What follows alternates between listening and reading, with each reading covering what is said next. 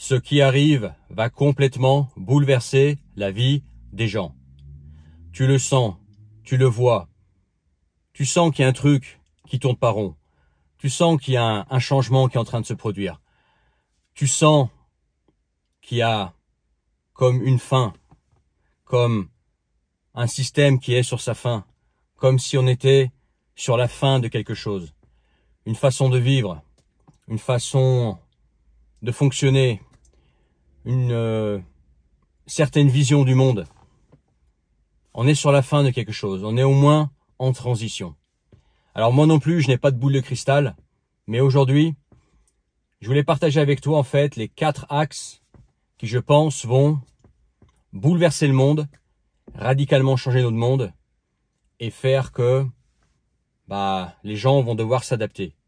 Et ceux qui s'en sortiront le mieux, c'est pas forcément ceux qui s'en sortent le mieux maintenant, mais ceux qui sauront s'adapter à ce nouveau monde, qui au contraire vont l'accepter tel qu'il est, savent que ce changement il est imminent et que il faut faire avec. Le premier axe qui va contribuer à ce changement profond dans le monde, changement de façon de vivre, d'être, de travailler, c'est la technologie, comme l'intelligence artificielle par exemple. J'en ai parlé dans une autre vidéo, mais je pense que l'IA, si aujourd'hui elle est assez embryonnaire encore, on peut parfois encore en rigoler, c'est imprécis, etc. On n'en est qu'au début. Voyons dans 5, 10 et certainement dans 15 ans à quoi ça ressemblera. Je pense que l'IA va prendre une place énorme dans nos vies et va complètement bouleverser nos vies et le monde. Beaucoup de métiers vont disparaître.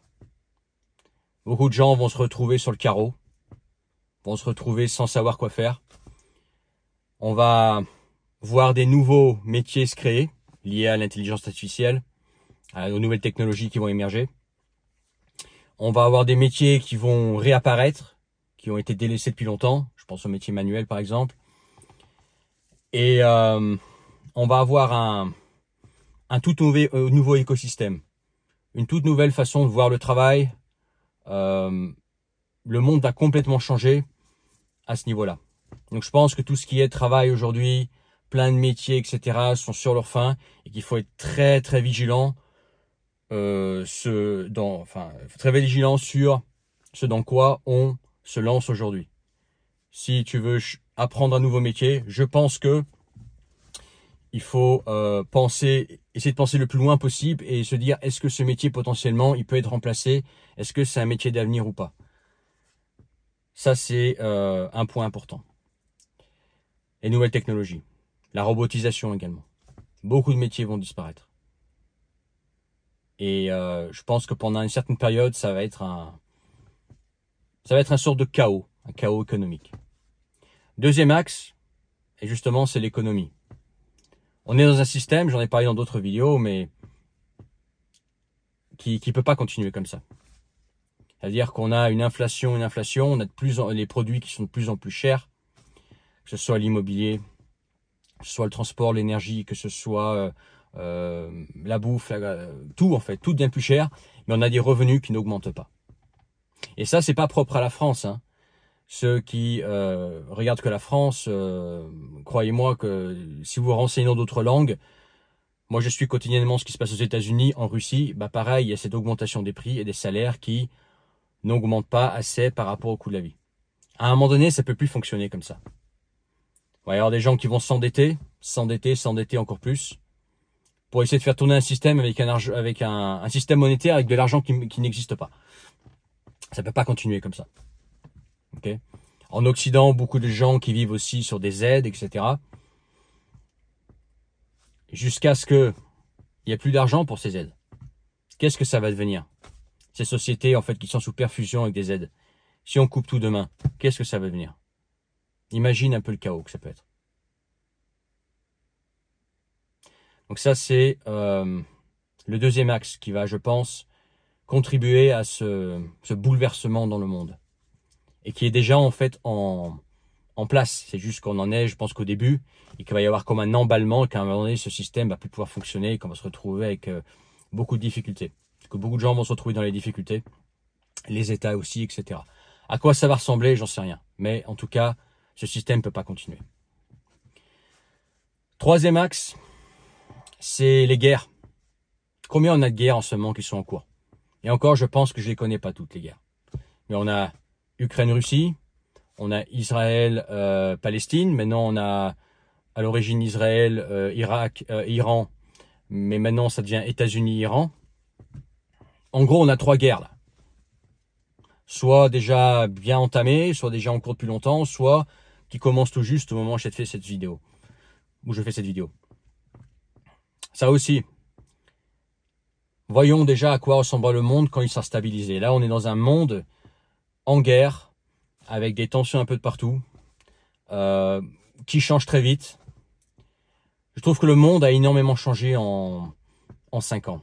Tu vois, les pays, comme moi par exemple, je pouvais parler de certains pays il y a 5 ans, bah, c'est plus vrai aujourd'hui. Les pays ont changé. L'Europe de l'Est aussi est en train de changer. L'Europe de l'Est est en train de rattraper l'Europe de l'Ouest. Okay, tant mieux pour eux d'ailleurs. La Russie a beaucoup changé. Il y a 5 ans, tu vois, le Moyen-Orient, c'était, je dirais pas stable, parce que c'est toujours une poudrière cet endroit. Mais voilà, c'était assez calme. Bon, maintenant, tu vois, c'est tout sauf calme là-bas. Si tu es à Dubaï, par exemple, bah, tu es aux premières loges d'une guerre au Moyen-Orient. Donc ces guerres aussi, ces guerres, comment elles vont se terminer, quelle sera la configuration du monde une fois que ces 3 guerres seront terminées, si elles se terminent, parce que c'est pas dit qu'elles se terminent. Une guerre, ça peut aussi s'enliser et plutôt ressembler à un cessez-feu que à une paix. Par exemple, les deux Corées officiellement, il n'y a pas eu de paix. C'est un cessez-le-feu. Il y a une zone démilitarisée qui est en réalité une des plus militarisées au monde. Mais il n'y a pas vraiment de paix. Le Japon est officiellement encore en guerre avec la Russie, par exemple. Presque 80 ans après.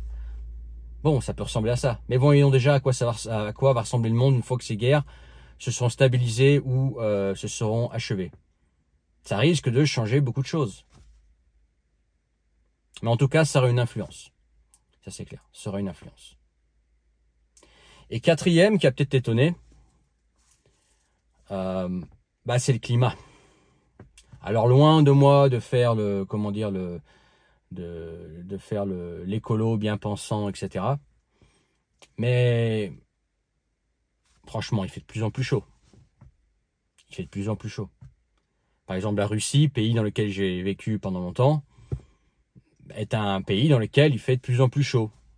De moins en moins de neige à certains endroits. En tout cas, beaucoup moins de neige qu'il y a 30-40 ans. Les anciens m'ont raconté. Tu vois sur les photos, il y a un réchauffement. Est-ce que c'est dû à nous, petits consommateurs, avec notre pot d'échappement et je pense pas. Mais il y a un réchauffement, c'est assez clair. Il y a un réchauffement et ça va bouleverser aussi pas mal le monde, pas mal de plans de certains pays peut-être qui auront des problèmes de sécheresse, de pays qui deviendraient trop arides, qui seront de moins en moins vivables, qui sont de plus en plus chauds. Et je pense que c'est un truc dont il faut tenir compte aussi dans le futur. Pour ceux qui veulent bouger dans le monde, est-ce qu'il fait pas encore très chaud? Est-ce qu'il fait chaud là-bas? Et est-ce qu'il n'est pas en train de faire de plus en plus chaud? Parce que si 35 degrés, pour moi, c'est inconfortable déjà. 40 degrés, 50 degrés, 45 degrés, 50 degrés, c'est invivable. Tu peux rien faire avec ça. Tu vis pas. Donc je pense qu'il y aura des bouleversements climatiques. Il y aura de la fonte aussi. La fonte de neige, fonte de glace. Et que ça aussi, ça va bouleverser le monde. Des pays qui deviendront invivables parce que trop chaud. D'autres pays qui vont devenir plus attractifs parce qu'avant, c'était des pays froids qui deviennent des pays, on va dire, plus modérés au niveau température. L'agriculture, forcément, elle va aussi devoir s'adapter. Mais en tout cas, le changement climatique, je ne vais pas forcément dire réchauffement climatique, mais le changement climatique, pour moi, il est réel. Et ça va aussi contribuer à ce bouleversement. ce bouleversement dans le monde. Voilà. J'ajoute pas un 5e point à la politique, parce que la politique, ça va, ça vient, ça change, etc. Mais voilà en tout cas les 4 points, les 4 axes qui vont faire que le monde va être bouleversé et que les gens sont pas prêts et qu'il faut y penser maintenant et essayer de voir le plus loin possible à notre petit niveau, parce que deviner c'est toujours difficile, mais essayer de se détacher du monde de maintenant et d'avant et de penser demain. Penser à demain pour ces plans, dès maintenant. Dis-moi ce que tu en penses en commentaire et partage cette vidéo. Dans la description, le premier lien, tu peux rejoindre mes contacts privés, le canal Telegram et recevoir tous mes messages. Et si tu veux qu'on s'appelle, toi et moi, en tête à tête, de façon privée, que toi et moi, tu peux réserver un appel avec moi. C'est dans la description.